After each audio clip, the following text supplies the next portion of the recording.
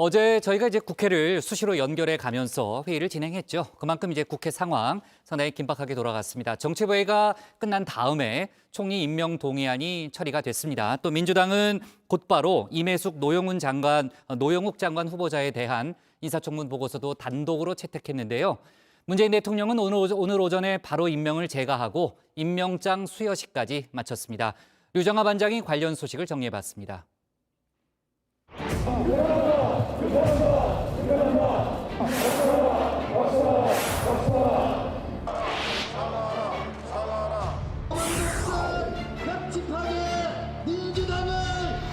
국민의힘은 더 이상 직무유기와 목리 부리기를 멈추고 즉각 협조해 주시. 오늘의 일방적인 총리 임명 동의안 표결은 대한민국 국회에 야당이라는 존재를 거부하는 폭거입니다.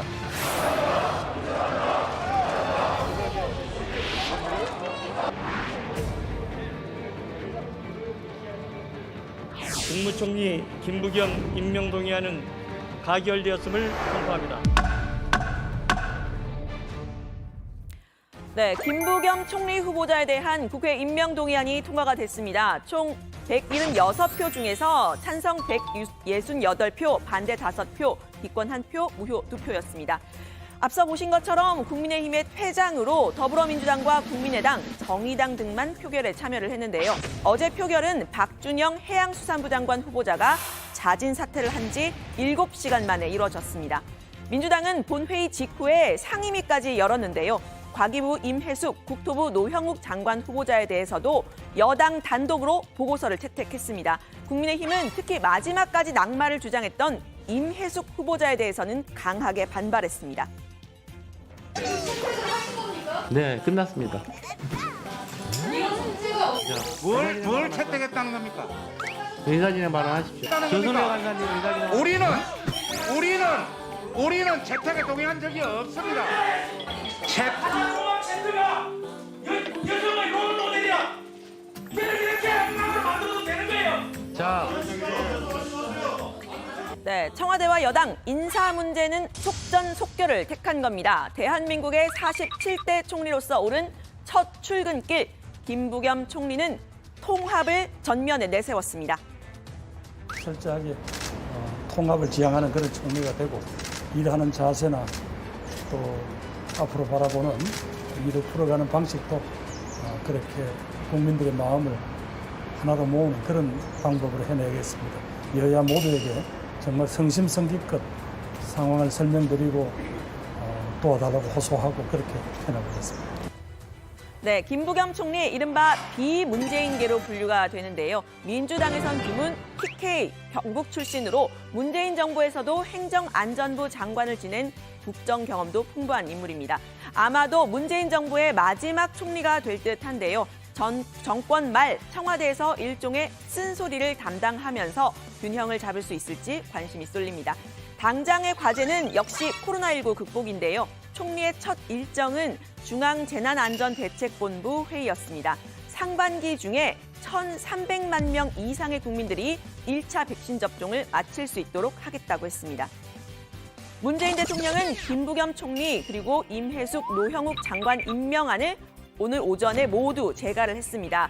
오늘부터 당장 임기가 시작이 된 건데요. 산자부의 문승욱, 고용노동부의 안경덕 장관을 포함해서 5명에 대한 임명장을 수여하는 것까지 오늘 모두 끝냈습니다. 인사 관련 논란을 잠재우고 빨리 국정 운영에 임하겠다라는 의지가 느껴지죠. 문 대통령은 임명장 수여식 후에 이 환담 자리에서 김부겸 총리 중심으로 마지막 1년을 결속력을 높여서 단합해달라고 주문했습니다.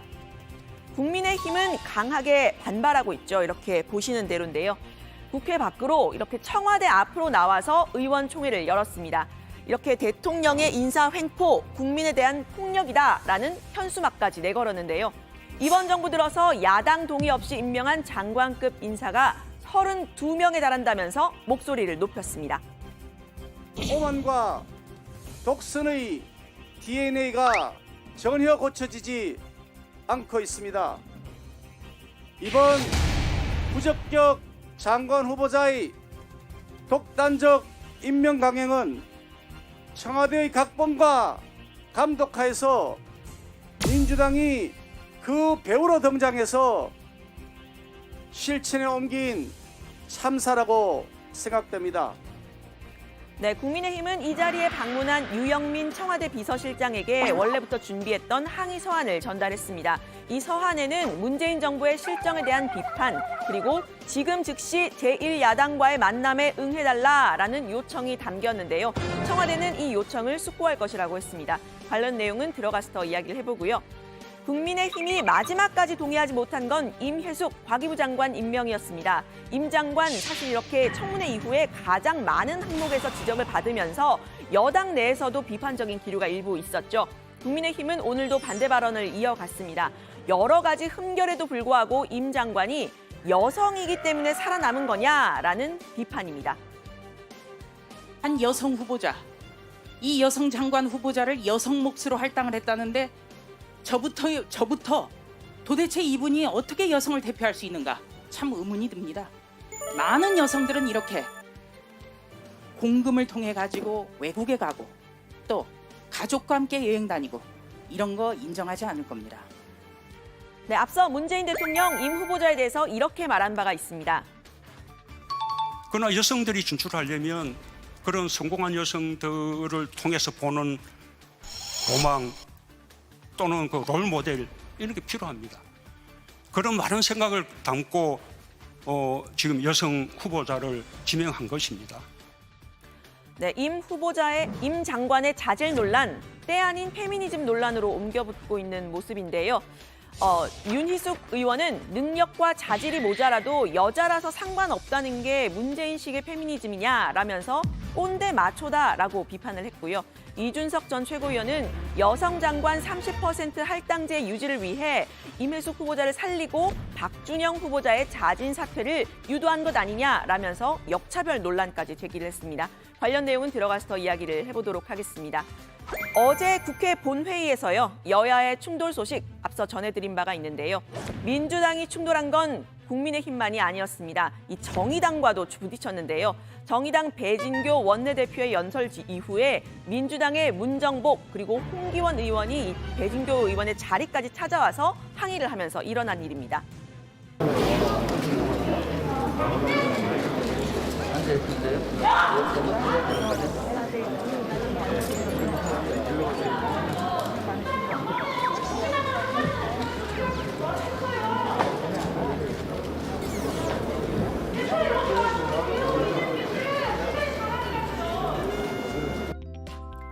네, 문 의원과 실랑이를 벌인 건 정의당 유호정 의원입니다. 1992년생으로 국회 지금 최연소 의원이죠. 앞서 원피스를 입고 오거나 또 고 김용균 씨 복장을 하고 있거나 이렇게 하면서 또 삼성 임원에게 호통을 치는 모습까지 보이면서 유명세를 탄 바가 있습니다. 제가 이 영상을 봤는데 좀 잘 들리지가 않아서 정확한 상황을 물어보려고 제가 직접 전화를 해봤습니다. 화제의 인물과 직접 통화를 해보는 유반장의 그나저나 가겠습니다. 정확히 어떤 상황이었던 건가요? 저희 대표님한테 막 가는 거예요, 자리로. 근데 저는 자리로까지 찾아가가지고 원내대표님한테 네네. 뭐 이렇게 항의하는 걸 본 적이 없어요, 지난 1년 동안. 어느 당이든. 어떤 내용으로 좀 항의를 하던가요? 특히 밀수라는 표현을 마음에 안 들어 하신 것 같았는데, 당신이 뭐 이런 식으로 하시길래 이제 제가 당신? 이렇게 되물었고, 네. 그때 갑자기 저를 보면서 야! 이러시는 거예요. 또 다시 제가 야! 하고 되물었죠. 네. 그러니까 지금 어디서 감히? 막 이러더니 뭐 어디서 목소리를 높여 막 이러시더라고요. 그래서 제가 이제 그 뒤에 뭐 지금 여기서 이러시는 거 자체가 실례고 목소리 애초에 부족한 장관 후보자를 추천한 게 누군데 우리한테 그러냐, 우리 당이 만만하냐 그런 말씀했죠. 그 두 분과는 원래 좀 뵈신 적이 있었나요? 아니요, 전혀 평소에 별로 없던 사람. 그 의원님이 아무래도 좀 나이가 이렇게 어리고 하니까 이제 국회에서 비슷한 일들이 많았잖아요. 혹시 어떤 좀 기분 드셨는지. 뭐 또 시작이네 하는 거죠. 동료 의원으로서 존중하시진 않는구나. 여성 의원들도 이렇게 하는구나 이런 생각이 들긴 하더라고요.